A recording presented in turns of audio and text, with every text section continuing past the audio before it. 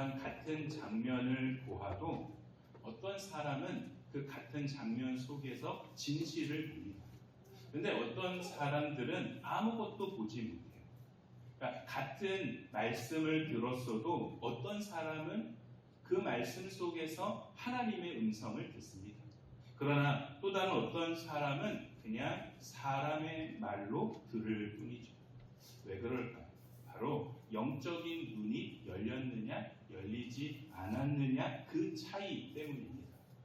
우리는 오늘부터 시작해서 마태복음 16장과 17장 이 말씀을 중심으로 그리스도를 주로 고백하는 삶이라는 주제를 가지고 참된 믿음이라는 것이 과연 무엇인지에 대해서 함께 나누고자 합니다.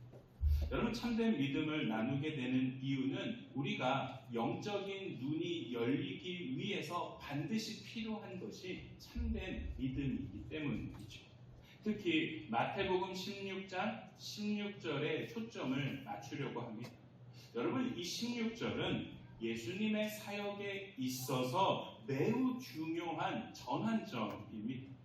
그동안 주님은 수많은 이적과 말씀을 통해서 자신이 누구인지에 대해서 다 드러내셨어요. 그리고 마침내 가이사라 빌립보라는 동네에서 제자들에게 결정적인 질문을 던지세요. 너희는 나를 누구라 생각하느냐?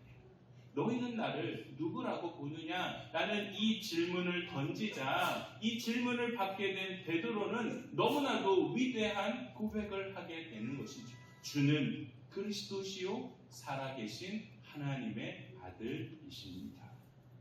여러분, 아까도 말씀드렸지만 이 고백은 이 주는 그리스도시요 살아계신 하나님의 아들이십니다 라는 이 고백은 바로 이 신앙의 전환점과 같습니다. 어떤 전환점이냐면 이 베드로의 위대한 신앙 고백 이후 주님은 본격적으로 자신이 십자가에서 죽지만 3일 만에 부활하게 될 것이다 라는 이 말씀을 시작하고 계신다라는 것이죠. 여러분, 십자가의 죽음과 부활은 기독교의 핵심이자 복음입니다. 그리고 그 복음을 받아들이고 믿게 된 사람을 그냥 예수님을 그냥 아는 단계에 머물러 있는 것이 아니라 바로 이와 같은 고백을 우리가 믿음으로 받아들이기 시작하면 우리 역시도 예수님을 주로 고백하는 단계로 성장할 수 있기 때문에 매우 중요한 신앙의 전환점과 같다라는 사실이죠. 그런데 놀랍게도 마태복음은 이 위대한 고백을 소개하기 전에 예수님을 아는 단계에 머물러 있는 두 부류에 대해서 먼저 소개하고 있습니다. 한쪽은 바리새인과 사두개인입니다. 그리고 또 다른 한쪽은 예수님의 제자들입니다. 여러분, 바리새인과 사두개인, 예수님의 제자들은 얼핏 보면 양극단에 있는 사람들처럼 극과 극으로 보입니다. 하지만 이들에게는 한 가지 공통점이 있다라는 사실이죠. 어떠한 공통점이 있냐면 영적 무지로 인하여서 어두움에 빠져 있다라는 사실입니다. 그러나 여러분, 오늘 본문이 끝나는 12절쯤에 가서는 바로 바리새인과 사두개인들은 여전히 어두움에 갇혀 머물러 있습니다. 하지만 예수님의 제자들은 깨닫고 그 어두움에서부터 빠져나오고 있다는 사실이죠. 왜 같은 예수님의 말씀을 듣고 예수님을 보았어도 어느 한쪽은 끝까지 깨닫지 못하고 그리고 어느 한쪽은 깨닫게 되었을까?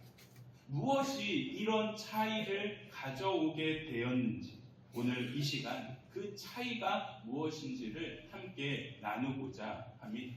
먼저 우리가 볼 부류는 바리새인과 이 사두개인들입니다. 우리 1절의 말씀 같이 읽도록 하겠습니다.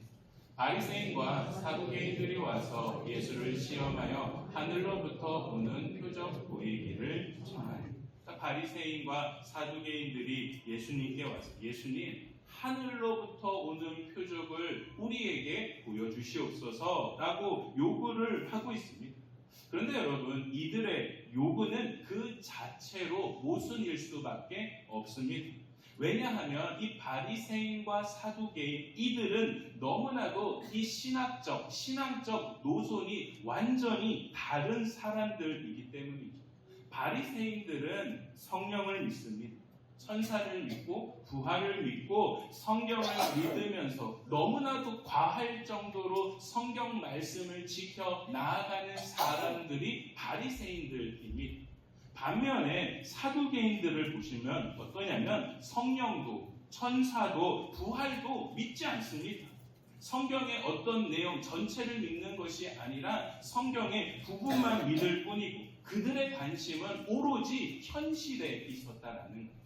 그리고 무엇보다도 정치 권력에 민감하게 반응하는 세력이 사두개인들이었습니다. 그러니까 대부분의 산헤드린 공회원이 사두개인 이유도 거기에 있다라는 것. 그래서 바리새인들은 사두개인들을 너무나도 싫어했다라는 것.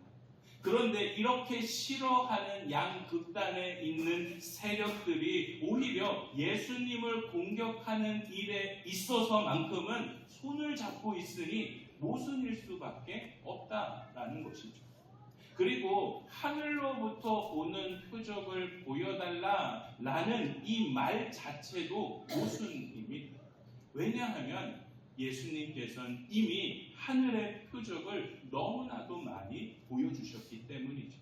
마태복음 14장과 15장만 봐도 어떠한 이적과 어떠한 기적이 등장합니까? 오병이어의 기적이 일어나고 있다는 거죠. 오병이어를 통하여 또한 5,000명을 먹이셨던 그 현장에 바리새인들도 있었다라는 사실입니다. 게네사렛 동네에서 예수님께서 병에 걸린 사람을 고쳐주시는 그 현장에도 바리새인들이 있었고 4,000명을 먹이셨던 그 장소 또한 가나안 여인이 예수님께 찾아왔던 그 현장에도 그들은 함께 하면서 예수님께서 하늘로부터 오는 그 표적을 보여주고 그들은 목격했다라는 거예요. 분명 그들은 성경을 믿고 천사를 믿고 부활을 믿는 사람들, 다시 말해서 하늘로부터 오는 그 표적을 믿고 있는 사람들인데 예수님께서 그 표적을 보여주심에도 불구하고 오히려 그들은 이것은 하늘로부터 온 것이 아니라 땅으로부터 온 것이다 라고 부정해버린다라는 사실이죠. 심지어 귀신의 왕인 바알세불의 힘을 빌어서 했다라고 예수님이 행하셨던 모든 표적들을 폄하해 버리고 있다라는 사실입니다. 오병이어의 이적도 병 고치는 이적도 모두가 다 귀신의 역사로 그 모든 것을 행했다라고 치부해 버렸기 때문에 그들은 또다시 예수님 앞에 찾아와서 하늘의 표적을 우리에게 보여달라라고 억지를 부리고 있는 것입니다. 반면에 사두개인들은 다른 각도로 이 말씀에 접근하고 있어요. 그들은 성령도 천사도 부활도 믿지 않기 때문에 절대로 예수님이 이 표적을 보여줄 수 없다라는 확신을 갖고 이 질문을 던짐으로 예수님을 코너로 몰기 위해서 이와 같은 요구를 하고 있는 것입니다. 여러분, 하늘의 표적을 이미 보여주었음에도 불구하고 부정하는 바리새인들, 아예 믿으려고 하는 그 믿음조차 가지지 않으려고 하는 사두개인들은 그야말로 모순일 수밖에 없고 영적으로 깨닫지 못하는 어리석은 행동이 아닐 수 없습니다. 그래서 예수님은 이들의 영적인 그 무지의 상태 속에 있는 그들에게 한 가지 비유를 들어서 경고하고 계세요. 2절과 3절의 말씀 같이 읽도록 하겠습니다. 예수께서 대답하여 이르시되 너희가 저녁에 하늘이 붉으면 날이 좋겠다 하고 아침에 하늘이 붉고 흐리면 오늘은 날이 굳겠다 하나니 너희가 날씨는 분별할 줄 알면서 시대의 표적은 분별할 수 없느냐. 아멘. 당시 시대에 저녁에 하늘이 붉으면 항해자들은 기뻐하고 아침에 하늘이 붉으면 항해자들은 조심한다라는 격언이 있었습니다. 여러분, 이 격언의 의미는 무엇이냐면 날씨 때문에 항해자들이 오늘은 날씨가 쾌창하기 때문에 비가 안 오니 기뻐하고 또한 많이 잡을 수 있겠구나라는 생각을 가져요. 그러나 아침에 이와 같이 날씨가 흐리게 되면 오늘은 좀 조심해야 되겠구나라는 그 의미가 이 격언 속에 담겨 있는데, 예수님께서 말씀하신 이 격언을 통하여 말씀하고 계시는 이 안에는 속질문이 있다라는 거예요. 어떠한 의미가 담겨 있냐면, 너희가 이처럼 세상의 이치를 잘 알고 있다고 말하면서 어떻게 하나님이 행하시는 일에 대해서는 알지 못하느냐라는 것을 비꼬아서 지금 예수님께서 말씀하고 계시는 거예요. 누가복음 12장 54절부터 56절에 보면 비슷한 내용이 나옵니다. 우리 함께 읽겠습니다. 또 무리에게 이르시되 너희가 구름이 서쪽에서 이는 것을 보면 곧 말하기를 소나기가 오리라 하나니 과연 그러하고 남풍이 부는 것을 보면 말하기를 심히 더우리라 하나니 과연 그러하니라. 외식하는 자여 너희가 천지의 기상은 분간할 줄 알면서 어찌 이 시대는 분간하지 못하느냐. 여러분, 이 말씀도 같은 의미예요. 일기예보와 같은 세상의 이치는 밝으면서 어떻게 하나님의 일에 대해서는 그렇게 무지할 수 있느냐. 예수님께서 충분히 표적을 보여주셨음에도 불구하고 아예 믿지 않으려고 하고 그것을 부정하게 여기고 있는 이들을 향하여서 참으로 너희들 영적으로 무지한 자들이구나 라는 것을 경고하고 계시는 거예요. 그러면서 내가 너희에게 보여줄 표적은 오직 요나의 표적밖에 없다라는 말씀을 하시는 것이죠. 우리 4절의 말씀 같이 읽도록 하겠습니다. 악하고 음란한 세다가 표적을 구하나 요나의 표적밖에는 보여줄 표적이 없느니라 하시고 그들을 떠나가시니라. 아멘. 하늘의 표적을 보여달라라고 말하는 그들에게 내가 너희에게 보여줄 표적은 요나의 표적밖에 없다라는 이 말씀을 하세요.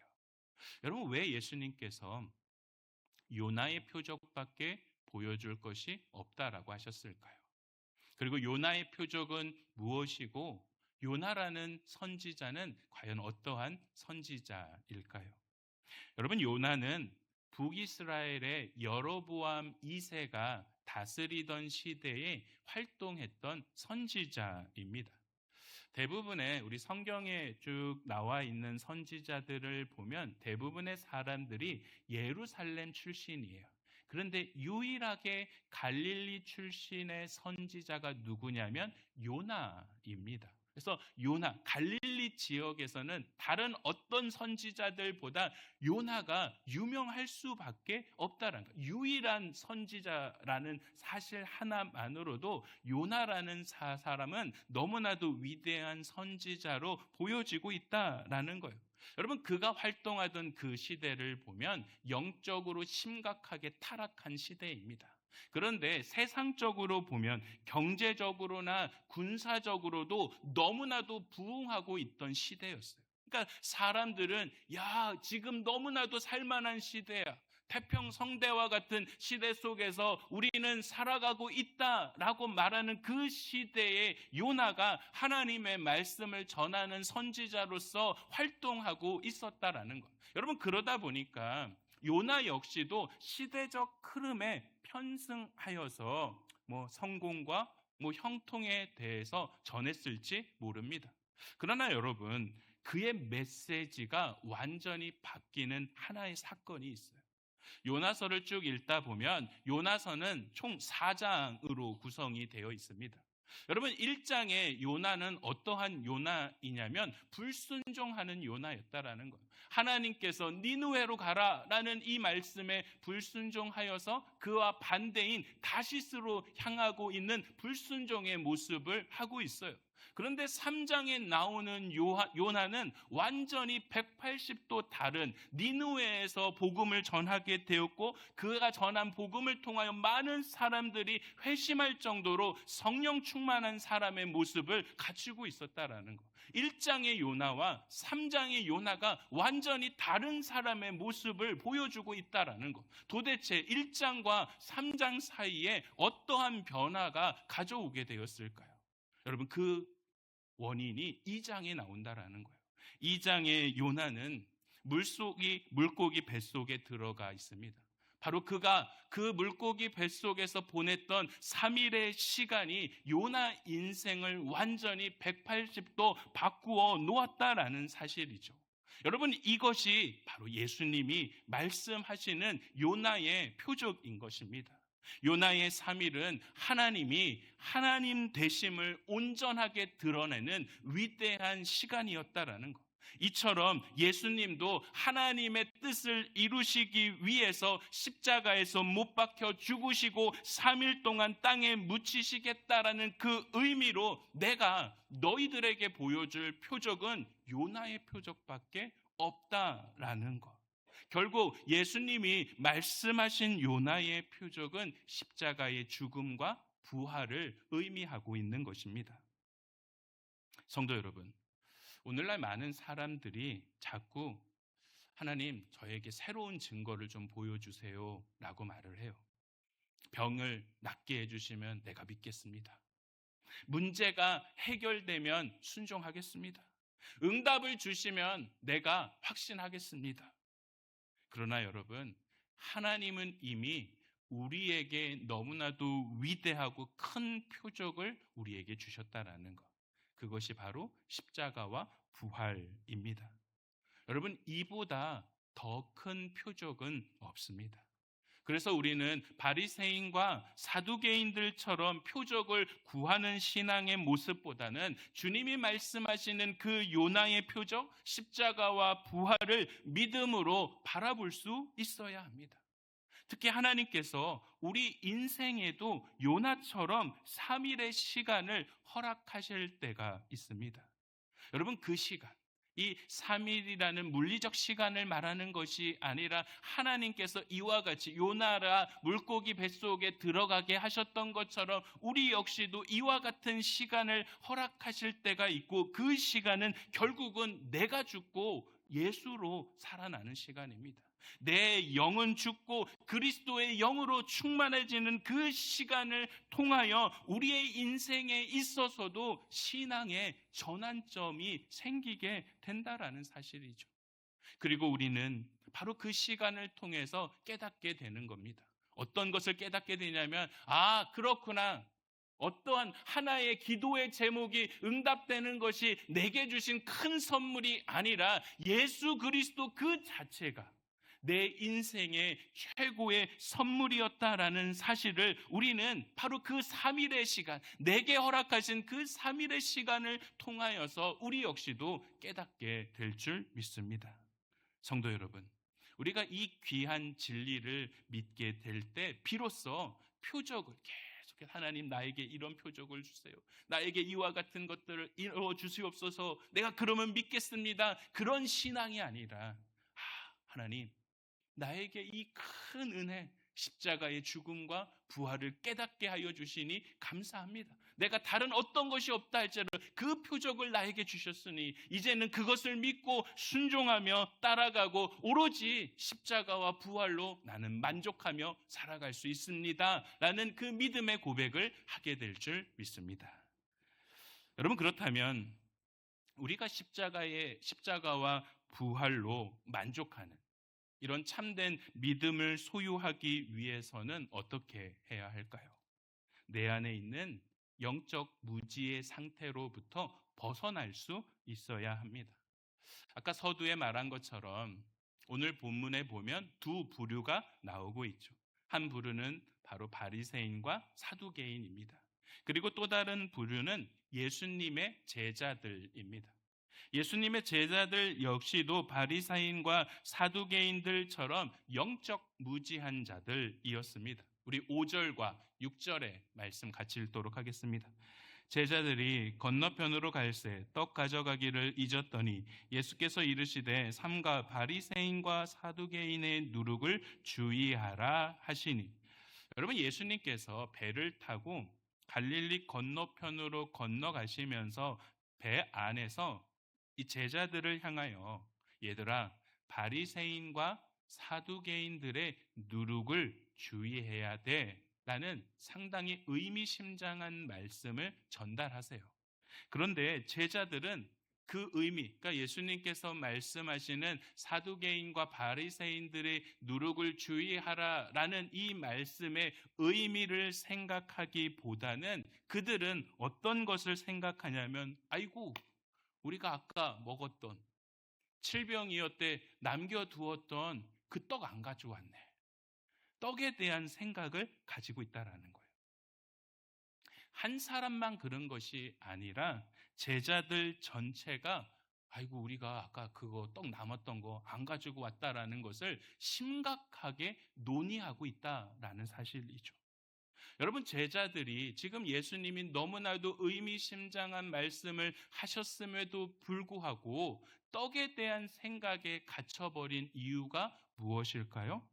바로 그 떡이 없으면 당장 굶는다는 생각이 제자들의 의식을 지배했기 때문이죠. 그래서 예수님의 말씀보다는 그냥 아이고, 떡 안 갖고 왔네, 이 생각만 계속해서 하고 있다라는 사실입니다. 성도 여러분, 모든 시대를 통틀어 떡으로 상징되는 문제가 언제나 인간의 생각을 지배하고 있어요. 지금 우리 시대, 우리가 살아가고 있는 이 시대의 떡은 곧 물질입니다. 대부분 인간에게 다가오는 문제와 어려움은 바로 이 물질로 인하여서 생긴다라는 거죠. 어떻게 돈을 모을까? 어떻게 내 집을 마련할 수 있지? 직장은 어떻게 들어가야 할까? 내 아이들은 어떻게 키워가야 하나? 그러니까 모든 우리가 살아가는 데 있어서 모든 걱정과 염려와 근심은 무엇과 연결이 되어 있냐면 물질과 연결이 되어 있고, 당장이라도 이 문제가 해결되지 않으면 굶는다라는 생각이 우리를 지배하기 때문에 우리는 물질에 집착할 수밖에 없습니다. 그래서 물질을 계속해서 소유하지만 언제나 불안한 마음을 떨쳐버릴 수 없다라는 거. 많이 소유하면 소유할수록 더 불안하고, 염려는 끊이지 않고 내 마음속에 두려움 때문에 하나님의 말씀은 들리지 않는다라는 거. 바로 이것이 이 시대의 영적 무지한 상태로서 우리들을 만들고, 바리새인과 서기관들처럼 예수님의 제자들처럼 어두움에서 벗어나지 못하게끔 우리를 만들어 놓고 있다라는 사실이죠. 그런데 여러분, 오늘 너무나도 감사한 것은 예수님께서 그런 우리를 절대로 포기하지 않고 계신다라는 사실입니다. 우리 8절부터 11절까지의 말씀 같이 읽도록 하겠습니다.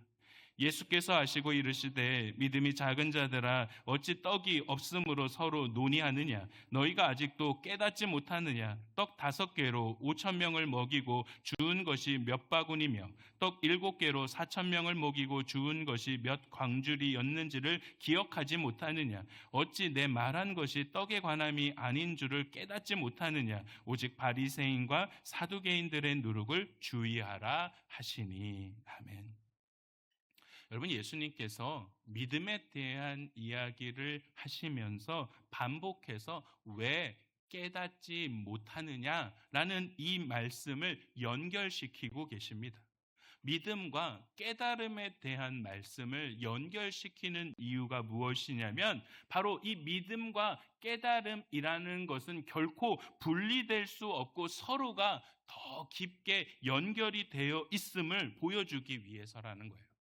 여러분, 우리의 믿음이 약해지면 영적인 눈이 흐려져서 우리는 눈앞에 있는 현실만 보려고 합니다. 반대로 믿음이 자라게 되면 비로소 하나님의 뜻과 하나님의 일하심을 깨닫게 되는 것. 결국 무엇을 말하고 있냐면, 우리가 우리의 마음속에 영적인 무지를 벗어날 수 있는 길은 믿음을 통하여서 깨닫게 되는 것밖에 없다라는 사실이죠. 그래서 주님은 끊임없이 믿음과 깨달음이라는 이 두 단어의 의미를 연결시키면서 기억하라라는 것을 계속해서 다그치고 계시는 거예요. 여러분, 바리새인과 서기관들도 문제이지만 제자들이 더 심각해요. 왜요? 제자들은 예수님이 행하시는 그 모든 것을 눈으로 보았습니다. 귀로 들었고 직접 경험했다라는 거예요. 그러나 그들이 보고 듣고 경험한 그 모든 것이 어떠한 의미인지에 대해서 그냥 현상에만 집중할 뿐이지, 그 현상을 통하여서 예수님께서 진짜 보여주시고 말씀하시려고 하는 그 의미가 무엇인지에 대해서는 깨닫지 못하고 있었다라는 거. 말씀은 들으나 깨닫지 못하고, 은혜를 경험했으나 그 의미에 대해서 알지 못하며 예수님과 함께 있음에도 불구하고 그분이 진정으로 누구신지에 대해서 알지 못하고 있다라는 것. 그런데 여러분, 이것이 제자들만의 문제일까요? 어쩌면 우리의 모습 아닐까요? 우리는 수없이 예배를 드립니다. 수없이 하나님의 말씀을 듣고 수없이 하나님의 은혜를 경험함에도 불구하고 여전히 염려하고 두려워합니다. 눈앞에 떡에 사로잡혀 있고 현실의 문제에 매여서 하나님보다 환경을 더 크게 보고 있다라는 것. 그러나 감사하게도 예수님께서 제자들을 포기하지 아니하신 것처럼 우리 역시 포기하지 않고 계속해서 우리의 마음 가운데 믿음과 깨달음의 말씀을 주고 계신다라는 사실이죠. 요한복음 14장 1절에 어떤 말씀이 나옵니까? 너희는 마음에 근심하지 말라. 하나님을 믿으니 나를 믿으라. 염려 나에게 맡겨. 나를 좀 신뢰해 라는 이 말씀을 주고 계시는 거죠. 마태복음 13장 13절에 어떤 말씀을 주십니까? 그러므로 내가 그들에게 비유로 말하는 것은 그들이 보아도 보지 못하며 들어도 듣지 못하며 깨닫지 못하느니라. 보는 눈이 아니라 깨닫는 마음이 필요한 거야. 그 말씀을 주고 계시는 거죠.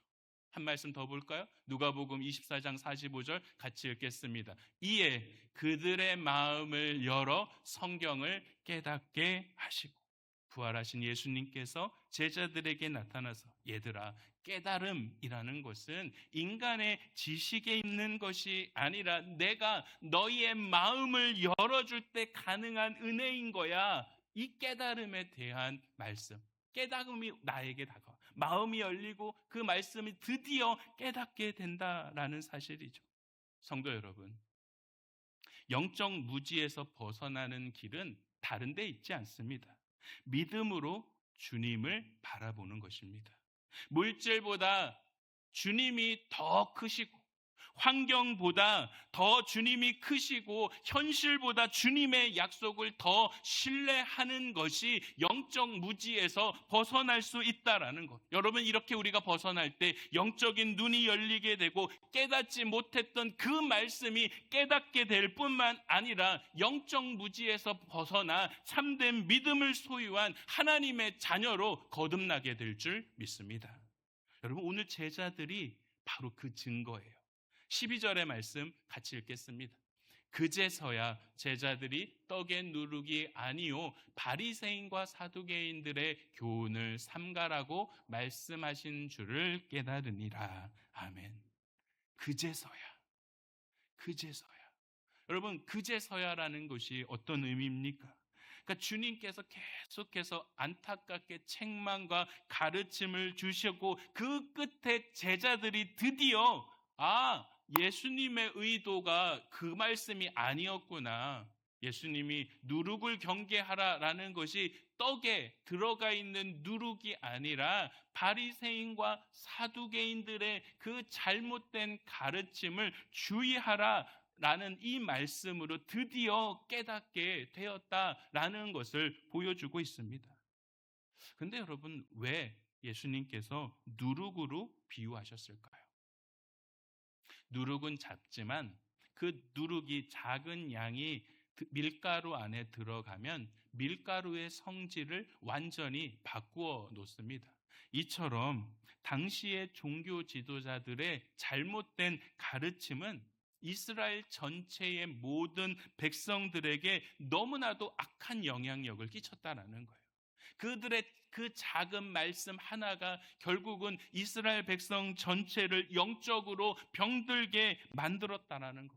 여러분 4절에 예수님께서 이 세대를 어떻게 정의하고 계시냐면 악하고 음란한 세대여라고 하고 있어요. 지금 예수님 있는 시대가 악하고 음란한 세대라는 거예요. 왜요? 선한 영향력을 끼쳐야 하는 이 종교 지도자들인 바리새인과 사두개인들이 오히려 악한 누룩을 퍼뜨려서 시대적으로 영적 무지한 상태로 이 모든 백성들을 만들어 놓았기 때문에 예수님은 세상의 누룩을 경계하고 영적 분별력을 회복하여서 너와 같이 바로 하나님의 은혜 가운데 살아가고 하나님의 말씀을 깨달아야 한다라는 것을 강력하게 경고하고 계시는 겁니다. 여러분 오늘날 우리의 시대 속에도 바리새인과 사두개인의 누룩은 여전히 존재해요. 바리새인의 누룩은 무엇이냐면 형식주의와 외식주의입니다. 겉으로는 경건해 보이지만 속은 위선 덩어리죠. 하나님의 역사마저 내 기준에 맞지 않으면 부정해버리는 신앙과 그와 같은 삶을 살아가고 있는 자들, 형식에 치우치고 외식적인 가면을 쓰고 살아가고 있는 사람들이 너무나도 많은 것이 바리새인의 누룩입니다. 반대로 사두개인의 누룩은 무엇이냐면 현실에 안주하고 성공에 집착하면서 나타나는 세속주의와 기복주의와 같은 신앙의 모습이라는 것. 당장 눈앞에 있는 현실과 물질과 세상 권력을 탐하다 보니까 영적 맹인의 모습으로 살아갈 수밖에 없다라는 것. 여러분 이런 누룩들은 작고 미미해 보이지만 오히려 방심하는 순간 우리의 영혼은 잠식되고 하나님의 음성은 들리지 않을 뿐만 아니라 깊은 영적 무지한 상태로 빠져들게 된다라는 사실이죠. 그러므로 여러분 이 시대의 누룩을 경계하고 분별할 수 있어야 합니다. 어떻게 분별할 수 있을까요? 오늘 말씀을 기억해야 한다라는 거예요. 더 이상 세상의 표적을 구하지 말고 내게 이미 주신 가장 큰 표적 십자가와 부활을 믿음으로 바라보면 됩니다. 현실의 떡에 매여서 염려하지 말고 내 모든 것을 책임져 주실 분은 하나님이기 때문에 그 현실보다 더 크신 하나님을 바라보면서 오직 믿음으로 하나님의 뜻을 깨달으면 되는 거예요. 그리고 무엇보다도 세상의 악한 누룩, 형식주의와 세속주의와 같은 그 모든 것들, 이건 하나님의 말씀대로 사는 삶이 아니야. 하나님께서 내게 원하시는 것이 아니다라는 것을 철저하게 경계하면서 영적으로 분별할 수 있는 그 능력을 회복해 나아갈 때 이 시대의 세상의 누룩에 현혹되지 않고 우리는 하나님의 말씀대로 살아가게 될 줄 믿습니다. 여러분 참된 믿음이 중요해요. 참된 믿음을 소유할 때 우리는 이와 같은 것을 잘 경계할 수 있고 무엇보다도 이 땅에서 하나님의 나라의 백성답게 풍성한 삶과 승리를 누리며 살아가게 될 줄 믿습니다. 세상의 문을 향해 나아갈 때 또 다른 누룩이 우리를 힘들게 할지 모릅니다. 하지만 우리는 그것을 바라보는 것이 아니라 그것보다 더 크신 하나님께서 나와 함께 하시고 내가 하나님 편에 서고 있다라는 사실을 기억하면서 주 안에서 승리하며 살아가시는 저와 여러분 모두가 되길 주님의 이름으로 축원합니다. 기도하시겠습니다. 사랑이 풍성하신 아버지 하나님, 오늘 주신 말씀을 통해 우리의 영적인 눈을 열어주시니 감사합니다. 눈앞의 물질과 환경이라는 세상의 떡에 갇혀 염려하느라 이미 우리에게 완벽한 증거로 주신 십자가와 부활을 바라보지 못했던 영적 무지를 용서하여 주옵소서. 내 힘으로 붙잡고 버텼던 불안의 나뭇가지를 이제는 믿음으로 내려놓게 하시고 오직 주님만을 온전히 신뢰함으로 마음의 참된 평안과 깨달음을 얻게 하여 주시옵소서. 예수님 이름으로 기도합니다. 아멘. 이 시간 우리